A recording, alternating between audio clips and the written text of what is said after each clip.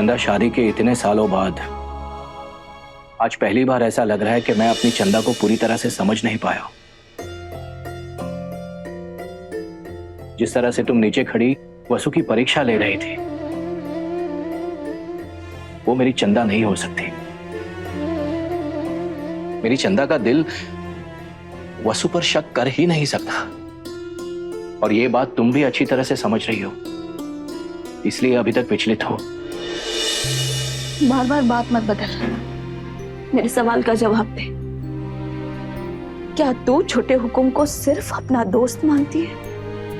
तू उनसे प्यार नहीं करती, उन्हें अपना पति नहीं मानती, तो फिर अपना सच क्यों झुठला रही है? हुआ क्योंकि ये सिर्फ हमारा सच है और इससे किसी ने कोई फर्क ना पड़े है। लेकिन मुझे फर्क पड़ता है। नहीं देख सकती मैं अपने बच्ची को जिंदगी भर घुट घुट के जीते हुए। क्यों कर रही है लाडो तू? अपने पति को किसी और के हाथों में क्यों सौंप रही है? चंदा, आज पहली बार मुझे तुम्हारी चुप्पी समझ नहीं आ रही।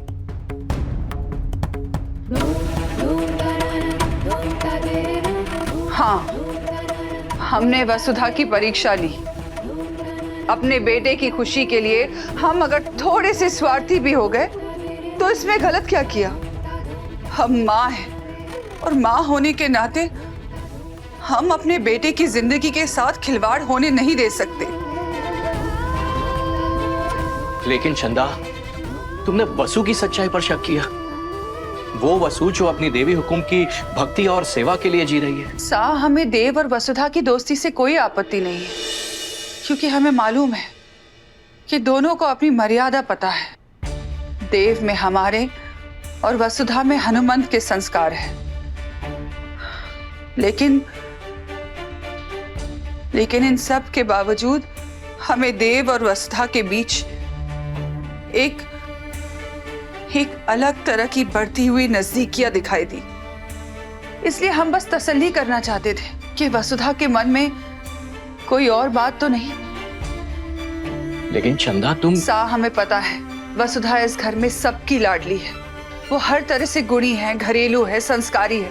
लेकिन इन सब खूबियों के बावजूद हम उसे देव की पत्नी के रूप में स्वीकार नहीं कर सकते। हमें देव के लिए एक ऐसी पत्नी चाहिए जो हमारी जगह ले सके, हमारा घर कारोबार दोनों ही संभाल सके। और ये सारे गुण हमें मेघा में दिखाई दिए,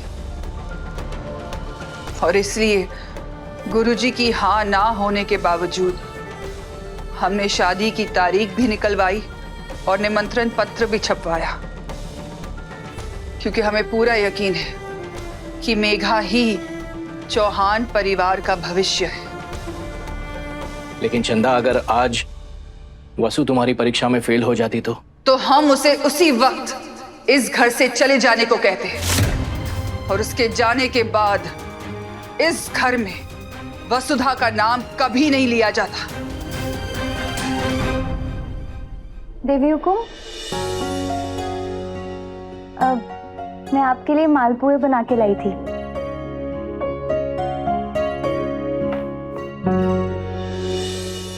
रुको,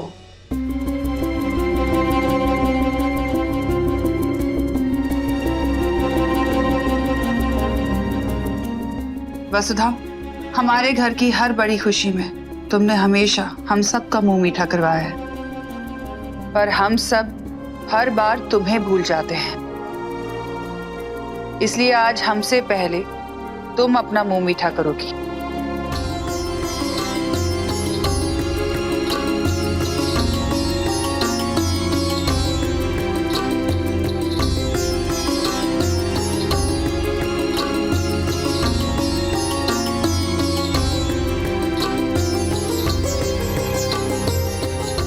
अपने छोटे हुक्म की शादी तुम्हें भी मुबारक हो वसुधा।